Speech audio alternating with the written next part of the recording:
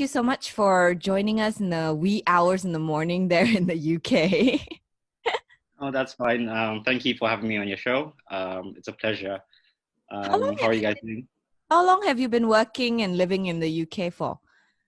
So I've been in the UK for about 6 years now. I did my graduate entry medical school in Warwick University. And after that, I pretty much joined the NHS. All right. So tell us about the situation there in the UK now. About COVID-19. Is it as crazy as it is here in Malaysia? So I'll start off with the public health measurements that's been implemented in the UK. Yep. So initially, the rules and regulation that's been implemented are quite similar to the MCO that's been implemented by the Malaysian government, with a few differences. Yeah. So fundamentally, in all countries, I think it's a given that essential workers are allowed to go out to do their respective jobs. For everyone else the rest of the public who are staying at home, they are only allowed to leave home to buy food. And these trips should be as infrequent as possible. For medical reasons, to travel to and from work if it's an absolute necessity, and to carry out one or more sessions of exercise per day. I think that differs in Malaysia. Yeah, we're not even allowed to go out here. So exactly. Yeah, but it's not like people want to go out and exercise, just people complaining about it anyway. Yeah. No, but all the public parks are closed here. So there's no place for people to go, Gyms are closed. Just have a walk or something. So that's a little bit... The parks here have remained open for exercise, but public gatherings have been dispersed. They have introduced fines here, starting from 60 quid or 60 pounds, which doubles after every successive fines, with a limit of 900 pounds.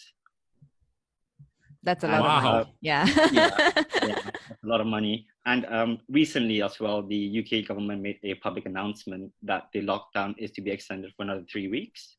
Okay. And even before considering relaxing this lockdown, we need to look to satisfy 5 elements, according to the UK government. And that is firstly to protect NHS ability to cope, a fall in daily death rates, reliable data that death rate is declining, which is advised by SAGE, which stands for the Scientific Advisory Group for Emergency. Fourthly, testing capacity and PPE can meet future demands. And lastly, any new adjustments will not endanger public, and a risk of a second peak, which was mentioned by Dominic Raab, who is the Secretary of State for the Foreign Affairs of the current UK government. When did these rulings started in the UK? How long now has the whole of UK been in partial lockdown, so to speak? I think it's been around a month or so. I can't give you the exact number of days, but around a month or so. So now it's been extended for another 3 weeks. That is correct. In your opinion, has it helped? I mean, because we've seen how people have been a bit antsy here. They want to get out and they want to mingle and whatnot. Has it been easy to do the MCO there? I mean, has it worked? Relatively, yes, it has worked. The number of new cases per day, to put it into picture, on April 10th, the amount of daily new cases per day was 8,681. And after that, it's kind of stabilized. So the range of number at this moment in time will be around 4,000 to 5,000. So it has decreased. So meaning that it has kind of worked. All right. But is there an indication from the UK government or from the powers that be about how long more this partial lockdown will happen in the UK?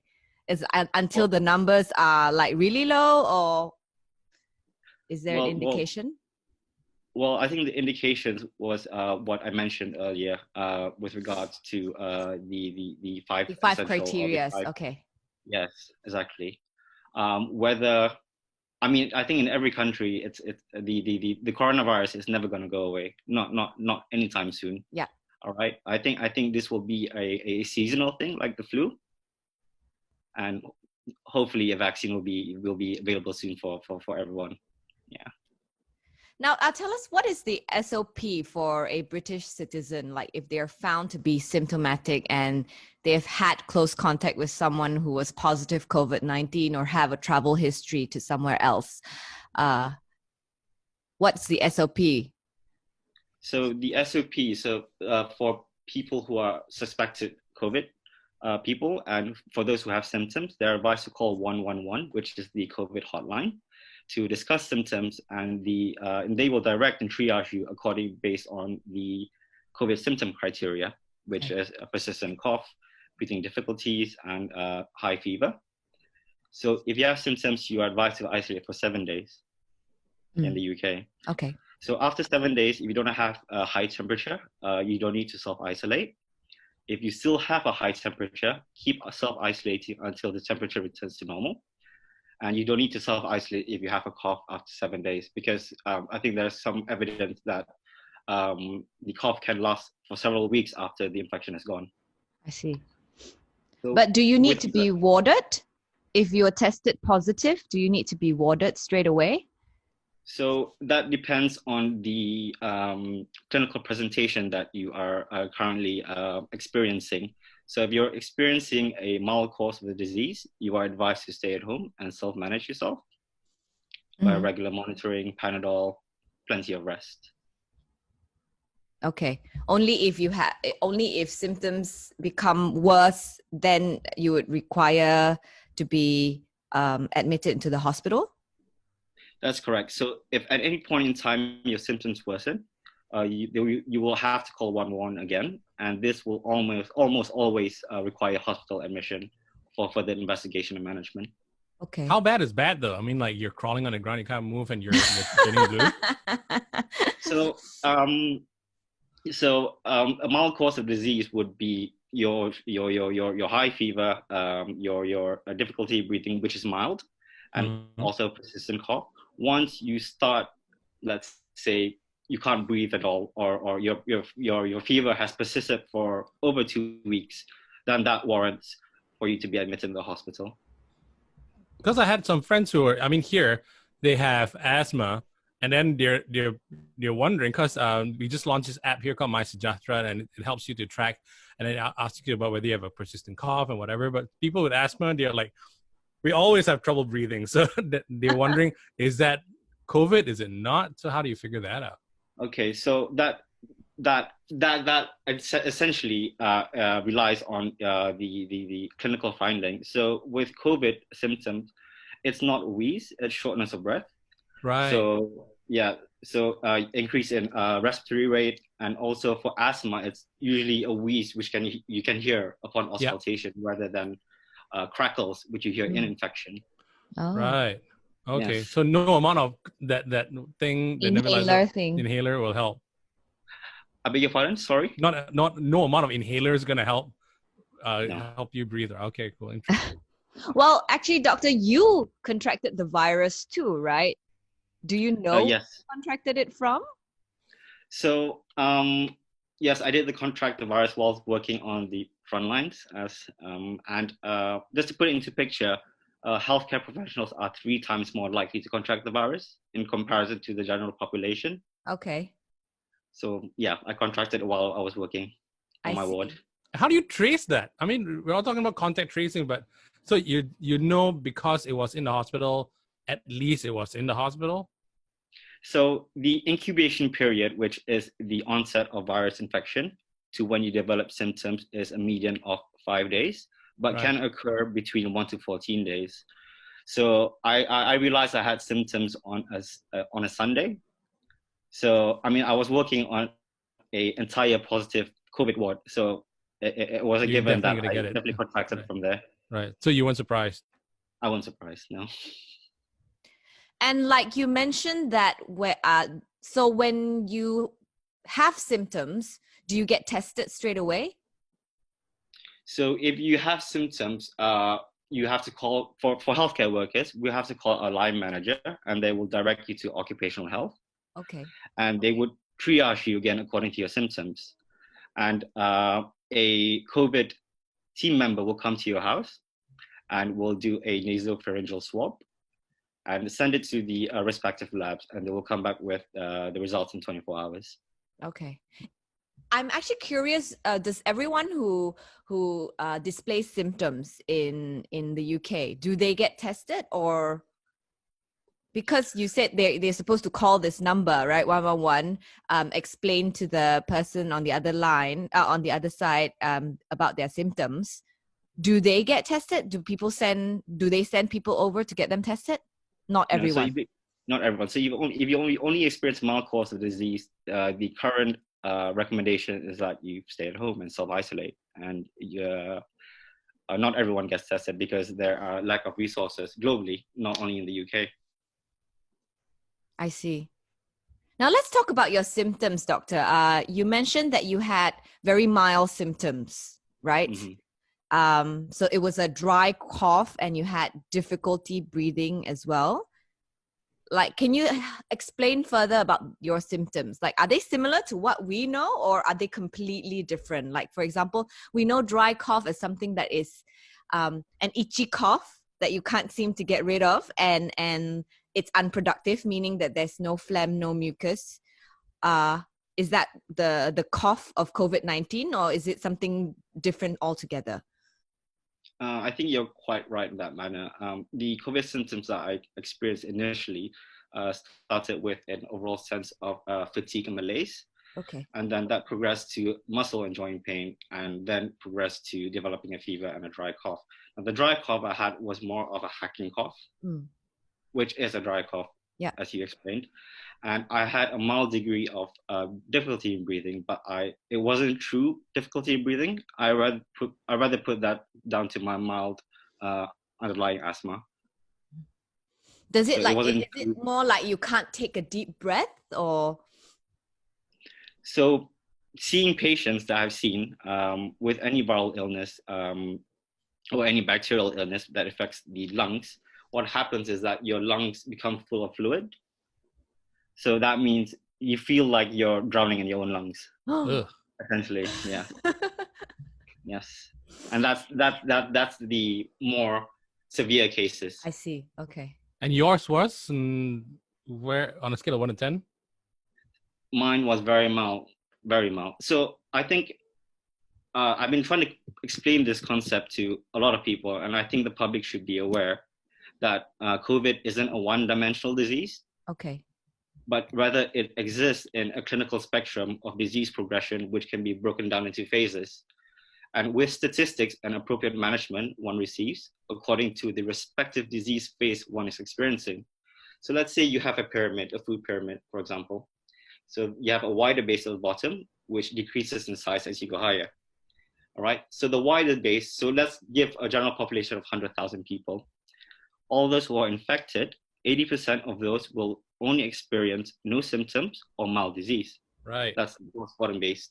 Okay. If you go up a little bit higher, 30% of those infected individuals will experience moderate to severe pneumonia, which is infection of the lungs, and they would require hospital admission for ward-based care.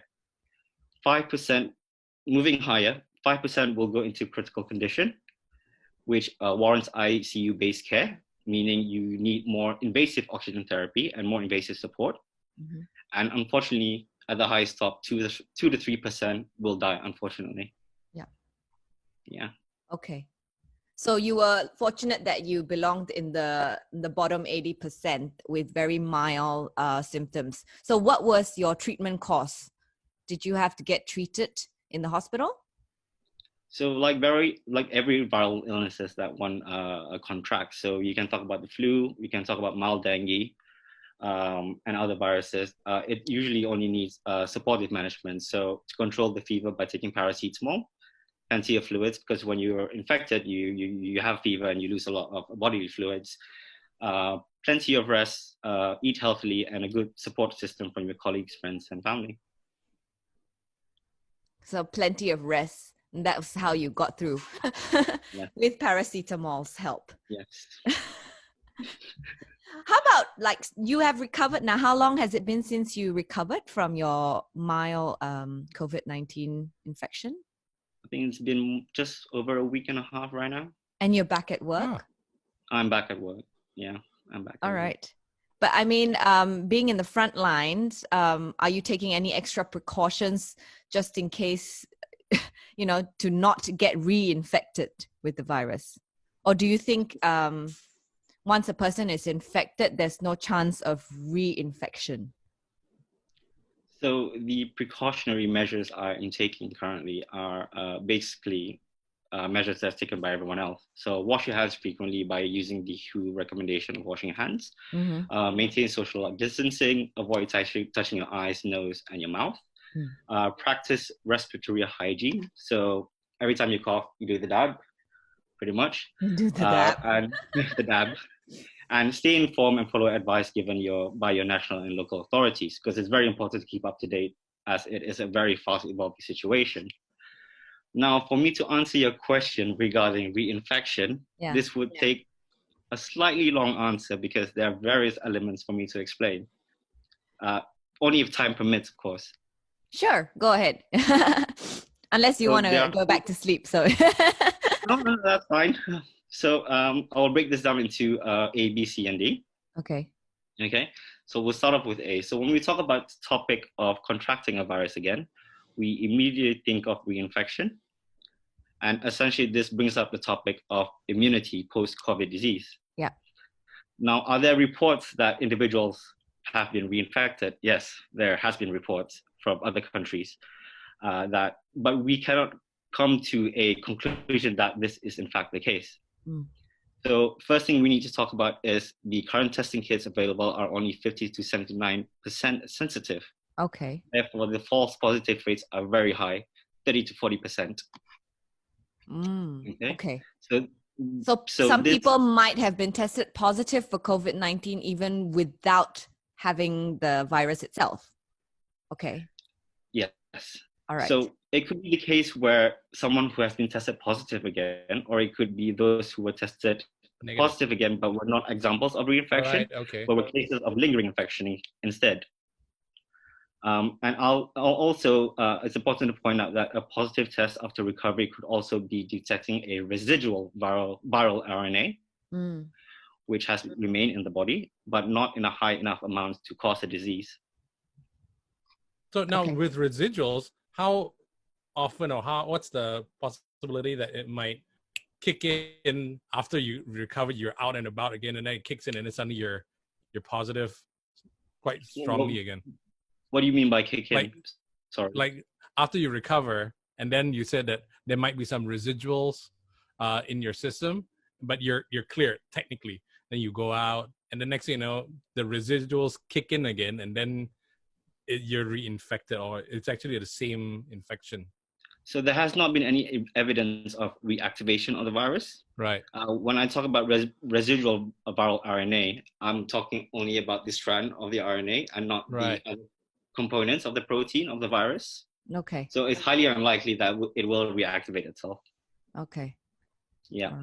Because we have had yesterday we have had several cases of people being reinfected as well. So, from news articles, we don't know the details of how they got reinfected. Is it a different strain of the virus, or is it just because they've been tested negative falsely? So, yeah, it could be any one of those cases. So, a false negative can occur when specimens are taken early in the disease process, or if a specimen collection is inadequate. So if you take a specimen early in the process, it will be negative. But as you develop symptoms later, you become positive. So that's a false negative.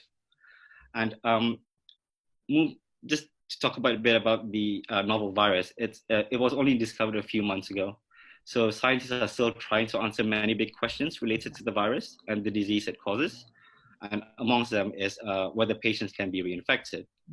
And there still remains a lot of uncertainty, but experts say that the antibody response triggered by the onset of virus means it is unlikely that the patients who have recovered from COVID can be reinfected again. Okay. So technically, once you've gotten it, like in your case, you have the immunity for it. Yeah, you're immune to it, technically? Technically, yes, like other viruses out there. So like I said, there hasn't been enough research to determine whether patients who are recovered are immune, and if so, how long will it last? I think that's the main question here. So preliminary studies done have provided some clues by Chinese researchers. One study conducted on antibodies in rhesus monkeys, which kept primates that have recovered from COVID from becoming infected again. And also you have to compare to other coronaviruses such as SARS and MERS, which have shown in a study of survivors of SARS in 2003 that they have developed antibodies which suggest immunity. That's good news. Now, doctor, how about those that were warded in the hospital, those that are a little bit more critical? When they recover, are they being tested further before being discharged from the hospital? How long do they need to be in the hospital for? Okay, so in the UK at the moment, I think in most hospitals, we go according to a color coding system. So we have white areas, which are non-COVID areas, yellow areas for suspected cases, and red areas for confirmed cases. And green areas are the ones who show symptoms but have recovered from the symptoms. And so they've been stepped onto the green area. Okay. And to be monitored and to be tested negative prior to discharge. So upon discharge, patients should be advised to stay at home. Okay. And they're referred to the stay-at-home guidance provided by the UK government. Yes. And when they stay at home, what do they do? Do they need to continue taking meds? Like when we get sick from just regular flu, we have to continue taking antibiotics even though we don't have any more symptoms. Do they have some kind of medication that they're supposed to keep taking? With COVID, I mean, I think with any viral illnesses out there isn't a specific treatment for the virus. It's mostly supportive care, really. So, as I mentioned, you have plenty of fluids, paracetamol, and plenty of rest.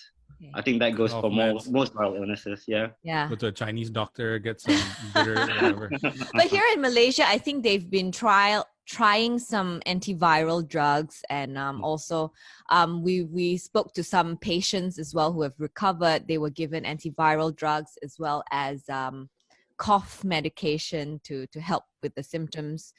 Are any antiviral drugs being used right now in the UK?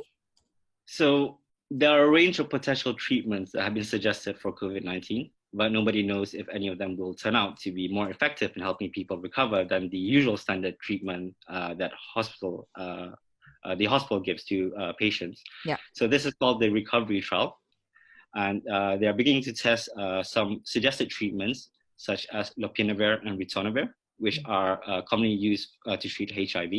Okay. Low-dose dexamethasone is a type of steroid which is used in a range of conditions, typically to reduce inflammation. Hydroxychloroquine, which is an anti-malarial drug. Yeah, that's the one that Trump has. So that works. That actually works. That was the one that Trump's been raving about, right? That anti-malarial medication. Yeah. He's highly promoting that at the moment. Yeah. But we'll have to consider that there are side effects with hydroxychloroquine, with a drug they're currently testing as well called azithromycin, and this can cause heart problems. So, I mean, we need to make sure that it's safe for everyone to use. Right. Yeah. So you fix this problem, you could be causing another problem. Exactly. Which is why you need a very big randomized clinical trials to get a proper conclusion. Right. Okay. Now, since you are a recovered COVID-19 patient and you are also a doctor, are you worried about being stigmatized because you are, a recovered patient and you wear your scrubs all the time? So do people stay away from you? Not necessarily, not in the hospitals. I think we're quite a big family in the hospital and everyone's very supportive. But when you talk about stigmatization, it's a very broad topic actually that encompasses not only COVID-19, but also other categories such as race, religion, social status, and other medical conditions. A good example would be your mental health. Yeah. Now, in this situation, public health emergencies such as COVID-19 are very stressful times for people and communities, and fear and anxiety about the disease can lead to social stigma. Yeah. Some groups of people that we've been reading on news have been experiencing stigma. So these include persons of Asian descent, people who have traveled, and healthcare professionals. Yeah. And I think, I believe that stigma hurts everyone by creating fear and anger. And these stigmatized groups are subjected to social avoidance, denials of healthcare, employment, housing, and also subjected to physical violence. So Yeah, do I you saw think some of it's those. better that we do not reveal that we had COVID-19 in that case? Because Actually, in your we've case, are spoken you to some required to? patients. Yeah. Yeah. Sorry, Are I you didn't quite hear required? you. Are you required to tell your patients that you had COVID-19, that you were COVID-19 positive? No, we're not. We're not required to tell patients. It's a confidentiality issue Yeah. that Right. we're not allowed to. We're not allowed to reveal information unless we want to. Okay. Yeah, because Yeah. we've spoken to some patients here who are quite vocal about being a COVID-19 patient, and they do fear being stigmatized once they recovered, because they are afraid that people might still sort of reject them or not want to be close to them for fear of contracting the virus. So that is why I ask you, because you are a doctor and then you're recovered COVID-19 patients. But I think, should none of the patients disclose that they have been COVID-19 positive, even though they've recovered, in your opinion? I think everyone. I think to combat stigmatization, it's a collective decision by the public, and I think maintaining privacy and confidentiality of those seeking healthcare and those who may be part of contact investigation will reduce stigmatization. Yeah. And I think an important thing about stigmatization is that the most important thing would be sharing accurate information. There's a lot of misinformation around at this moment in time. And you have to raise awareness about COVID-19 without increasing fear. Another thing would be to be cautious about images that are shared to make sure they do not reinforce stereotypes. So there are many factors towards it. Put in waiting room first. Sorry. We have another Someone just jumped in. scheduled. Yeah, so I'll just put him in the waiting room for a minute. Right, Dr. Rafeeq, I heard that the UK government has actually called for all of its citizens from around the world to come back to the UK. In your opinion, is this the best option for British citizens, or is it better to just stay where they are because there's a risk of contracting the virus while traveling, right? Yes, yeah, you can say that. But I think British citizens aren't the only ones being repatriated by their governments. I think Malaysia has done this as well. Mm-hmm. And I think it's a government's responsibility for their citizens. And when you go back to your home country, it may be easier for you to receive care or have a support system. Yeah. But as a medical professional, do you think the risk is too high? Well, I guess you would have to take precautionary measures. You would have to screen patients that's coming into back home. You would have to, so those who are suspected of having COVID will be placed immediately in the COVID management pathway. Right. For isolation, so to reduce spread of infection. All right. Controlled risk. Yeah. Yeah, controlled risk. Okay. Yeah. Is there anything you think that, as a medical professional, is there anything that you think that the government can do better to control this virus?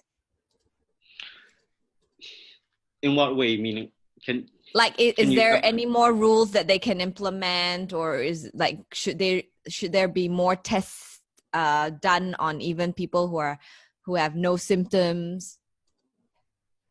So the ultimate goal for combating this virus, which was laid out by WHO, I think is divided into 3 phases. So the mitigation phase, which is to flatten the curve and lessen the burden for your local hospitals. Mm-hmm. Secondly, would be to suppress the virus, and this is done by contact tracing and mass testing, which has been done, I think, in Germany, and Korea has been doing it as well. And lastly, will be vaccination to control the virus and to give the population herd immunity to protect those who are more high risk of contracting the infection. Yeah. Okay. All right. Would looking for a vaccine be better at this point, or a treatment? Because I'm reading reports about people saying vaccines will be out, treatments will be out. Is it better to just concentrate on a treatment or a vaccine at this point? Both. Both. Honestly, both. Both. It has to be both. It has to be Okay. both. All I right. think a lot of countries are conducting vaccine trials at the moment.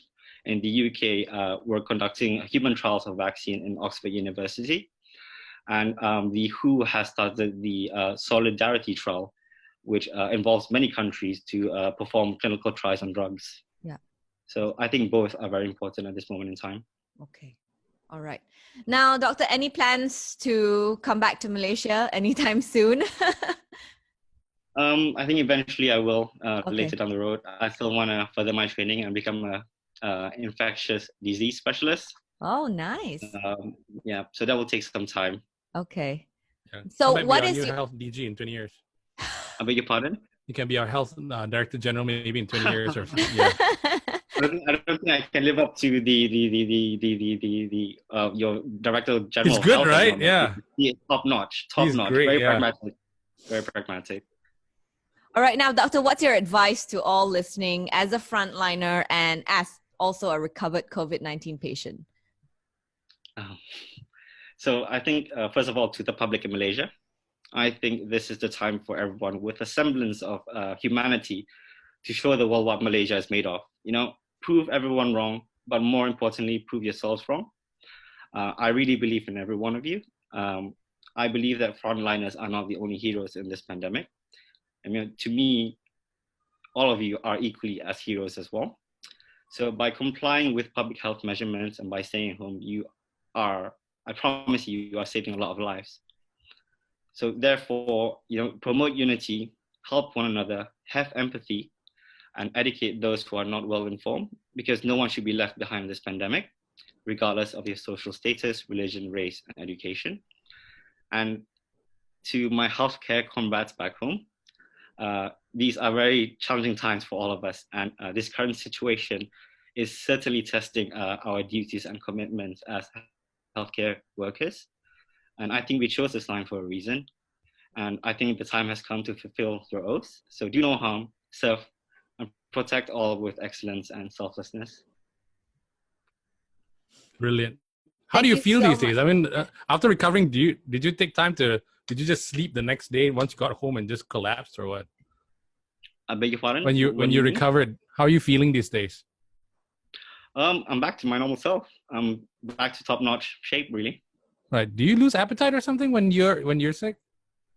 Yeah, you do lose appetite. I think with any viral condition or any bacterial Yeah. condition, you will lose appetite. Okay. All right. When you And come you're back to back at Malaysia, work. we'll take you nasi lemak. Are you gonna go back to the front lines very soon? Are you gonna be rostered back into the front lines very soon as well? Right now, I've you're been doing redeployed. normal ward, right? Are you? No, No? I've been redeployed back to COVID wards I see. immediately after. Yeah, I've been recovered. Yeah. Wow, soldier, man. Jeez. Because you have the immunity now. Hopefully. Yes. You are Awesome. a superhero, Rafeeq. Thank you so much for speaking to us.